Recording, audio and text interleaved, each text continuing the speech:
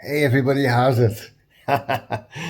Yeah, so I'm feeling pretty chuffed with self at the moment. I've decided to call this episode "Back on Track," and the problem is that I've been agonizing over what to write, and I know that if my blog is to continue, then it needs to be easy enough to do. If it's not easy enough to do, then it's going to fall by the wayside. If every week I'm spending hours and hours and perhaps days agonizing over what I'm going to say, so you can go on to AI, artificial intelligence, and you can ask AI for like ideas on what your next episode could be and all those things. But really, when it comes down to it, it's up to you you still have to read everything that AI produces. Then you've got to like sift through it and decide, no, can I use this? Can I not use this? And it's a balls up. My topic up to this point has been creativity with a relation to, sorry, I'm in a little whiskey here while I'm blogging. Creativity in relation to mental health. And that kind of, I chose that because I felt that I wanted to encourage people to be more creative. And in my mind, I thought, well, this is something I can offer. And I saw people like getting all excited about being creative and all those things. And I thought this could be something that somebody could follow because, we all get a bit depressed from time to time, and I'm no exception. But things like creativity do help you out. I mean, the other thing that I do a lot, which I encourage everybody to do, and I know a lot of my friends do, is they go for runs or they go to the gym. That helps a hell of a lot. And of course, sex is really good for mental health too. So that's another thing. I don't really do too much of that, but chance would be a fine thing. Anyway, as you can probably hear, I'm a bit bunged up with flu, but it helps with depression. And I hated the idea of it being creativity with mental health, because mental health is such a contemporary buzzword at the moment. It's what everybody's talking about, mental health, and it's bollocks. It's depression, really, isn't it? That's what we're talking about. So I didn't like it. So for a week, I agonized of what I was going to do in my next podcast, and nothing came to mind. Nothing came up. I knew because at the end of the last podcast, I already mentioned that I'm going to do an explainer video on coffee and water-based ink and how to use them. And I did it. So that's going to appear at the end of this blog.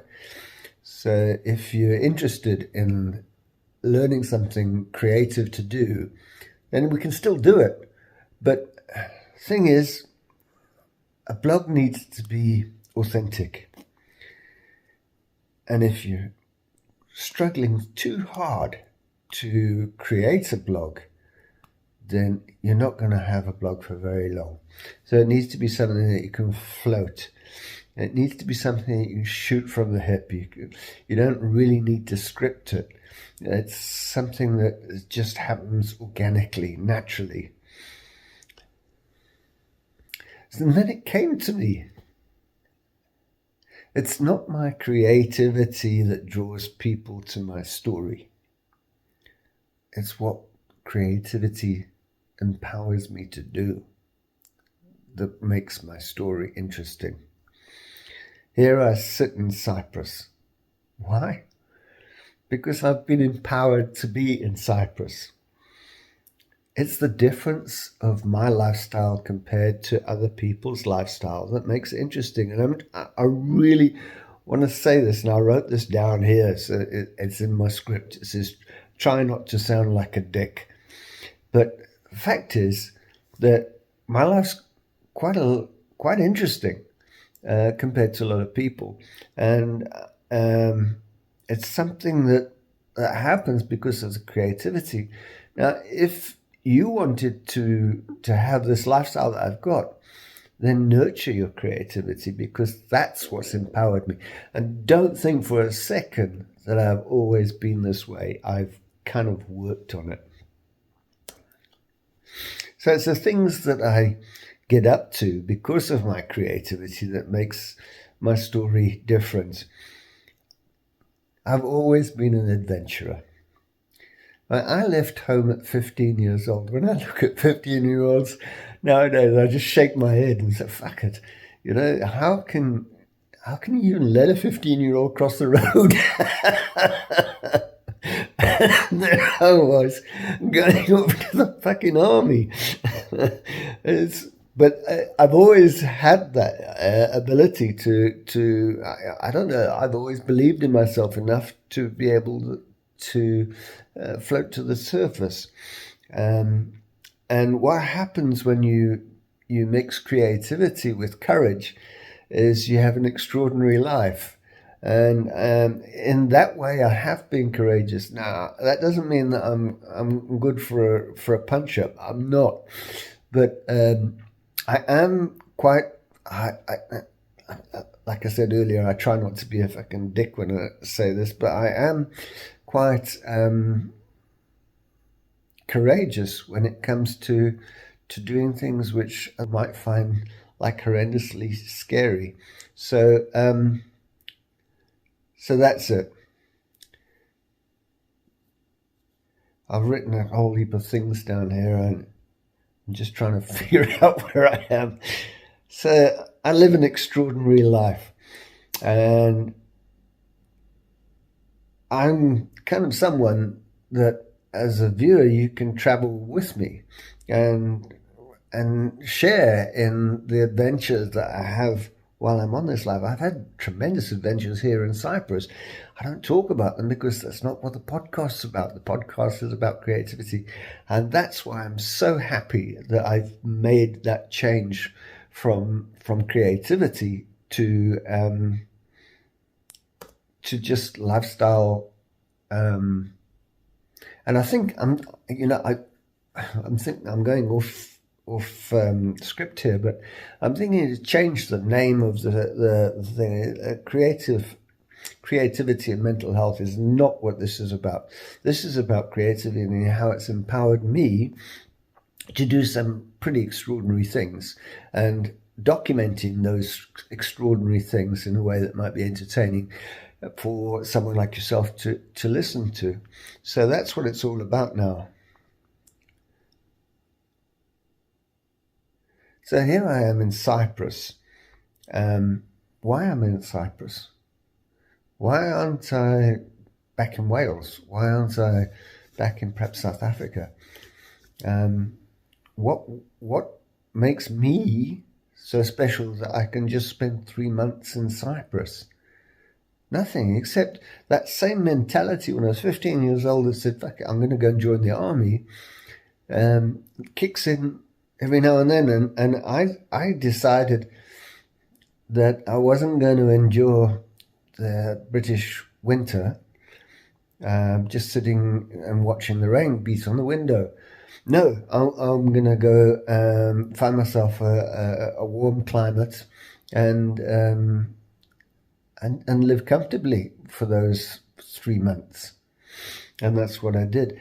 The fact that I'm here is due to my creativity, my adventurous spirit perhaps, but I did a course in digital marketing and met a wonderful friend, Zanu, who moved to Cyprus. And I messaged Zanu And I said, listen, I want to come to Cyprus. Can you help me out with some, finding accommodation for me? And off he went, and he did it. And it's those emails seem inconsequential at the time that deliver magnificent things, like spending 3 months in Cyprus.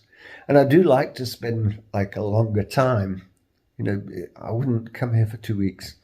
I wouldn't go sightseeing. I haven't seen a single sight since I've been here, because I'm not interested in sights. I'm interested in the people that I meet in Cyprus and what it's like to be in Cyprus, and what it means to be a Cypriot, and the things that they've gone through. And I've discovered some tremendous things about their recent history, about the war that they had in 1974, and I went across and I ventured into northern Cyprus to see what the Turkish Cyprus looks like. So anyway, that's another story for another day. I'm going completely off strip. But my life is kind of free at the moment. I can do what I like. I can go where I like. I've got no baggage. I've got one bag. But I've got no house, I've got no car, I've got no cat, I've got no dog. I've got no child to worry about. My daughter's going to get married soon. So, in fact, she's already married. So that's really cool. I'm free. A lot of people will reach that stage where I'm at now, where you're free, and then not do anything. And that's perhaps where I'm a little bit different from most people, is that I kind of feel it's my duty to do something. It's like when I discovered I could paint. It was my duty to discover how much value I could get from the fact that I could now paint. And now I'm on a new adventure. So on Friday, I go to the airport, which is a mission in itself, a place called Larnaca, to London, and then in London Heathrow, I go to Terminal 5, and then I get a plane from London to Durban via Johannesburg, of course, and then I wait in Durban airport until my mate, he's arriving at the same time, Mark, he's arriving on the same day, a couple of hours later than me. And then I'll catch a lift with him to his place, and that's where I'm staying. That's brilliant. But it's just the way things pan out if you really try to do something different. In South Africa, when I get there, I'm there for a couple of days, only in Umhlanga, which is a lovely part of the world. I mean, it really is. It's an exciting sort of young place, lots of pubs and cafes and bars, and it's really, really nice.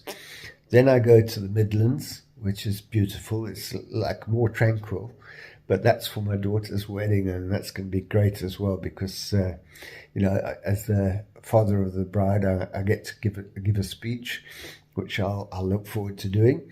After the wedding, all the wedding party, the core wedding party, will be going to the Drakensberg for a couple of days. So we'll spend about 3 or 4 days in the Drakensberg. And then I get to go back to South Africa. I get to go back to Umhlanga. And I'm there for about a week. And then I go to a place called Kubuyini. Kubuyini is a game reserve. It's hard to describe to people that haven't sort of experienced this, but when you see in what do they call them, wildlife documentaries, you see like the zebra and giraffe and rhino walking around freely, and they're just in abundance. They're everywhere. it happens at Kubuyini. That's exactly what's going to happen. There'll be a huge giraffe a couple of meters away from me, and I'll be able to document that and show it to you. Not last time, but the time before that, Jenna was with me, my little girl, and we got charged by what do you call those things? Wildebeest. And then at the last minute, he veered off and went off the road. But he was coming straight for us. I sort of picked up a huge rock, and Jenna stood behind me. That happens. That happens. Nobody's ever been in living history. Nobody's ever been killed by one of those things. It's called wildebeest. And nobody's ever been killed by a wildebeest, so I think that was pretty fair. Anyway, from there,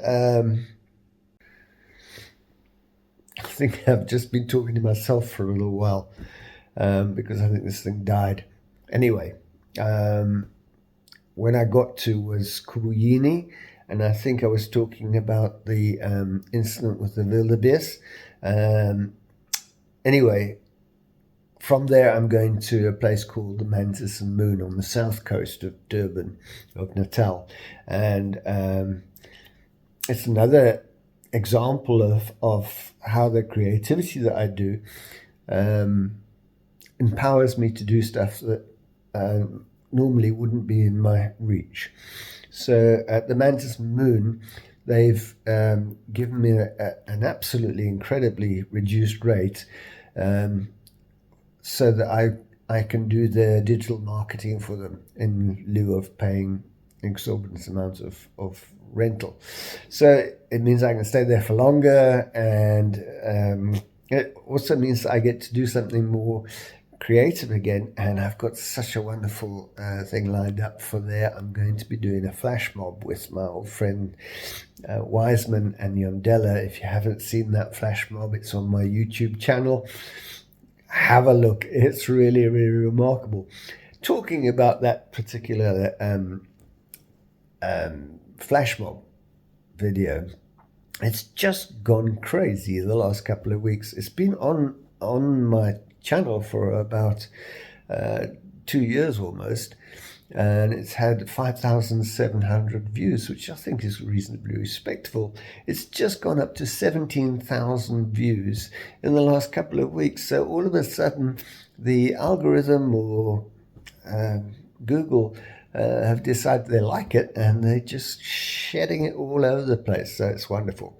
Anyway, so I'll do a flash mob down there in Kubuyini, and then from there I get back on a plane. I go to London. I'm going to stay with my little girl in London for about 10 days. I might go to Buckingham Palace, who knows. We'll definitely go to the Piano Bar, which is one of my favourite spots in London to go to.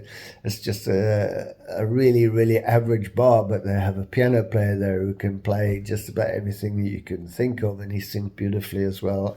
And it's all kind of sing-along stuff, and it's a great vibe. So I'll be in London for a while, and then back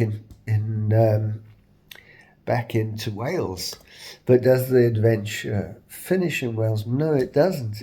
Because when I get back to Wales, I'm really excited about doing the digital marketing for the Fishguard Food Festival, which is going to be wonderful. So I'll get straight into that. I'll be doing interviews with different people about what they're going to be doing at the Fishguard Food Festival, and what products they're going to be bringing along, and what makes them special, and all those things.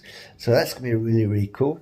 And then I've also suggested a video on the sort of green revolution which is going on in Wales at the moment.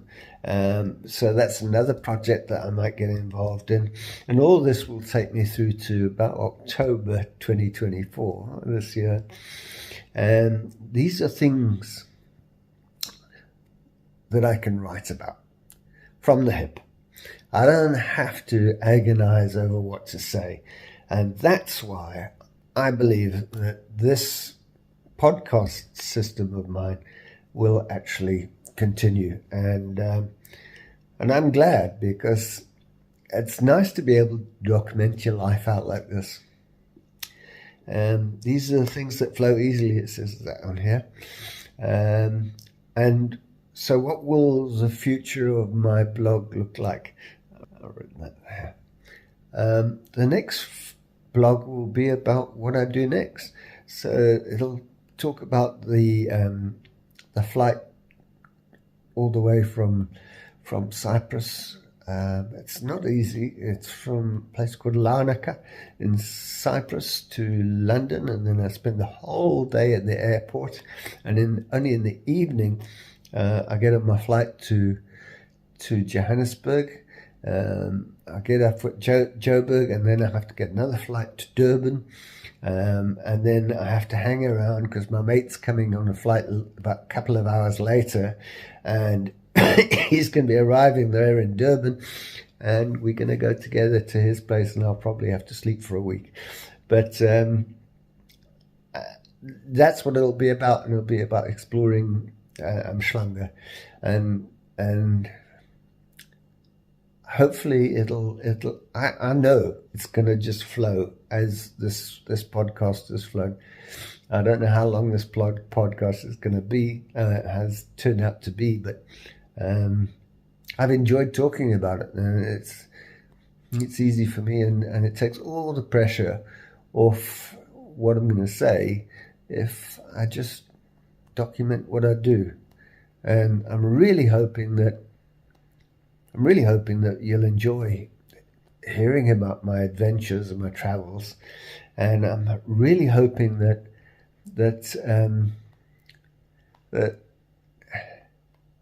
I don't know what I'm hoping. Anyway, straight after this, I'm going to do a little video on painting with water-soluble ink and with coffee. So if you're interested in that stuff, it's coming up next. And thanks for watching.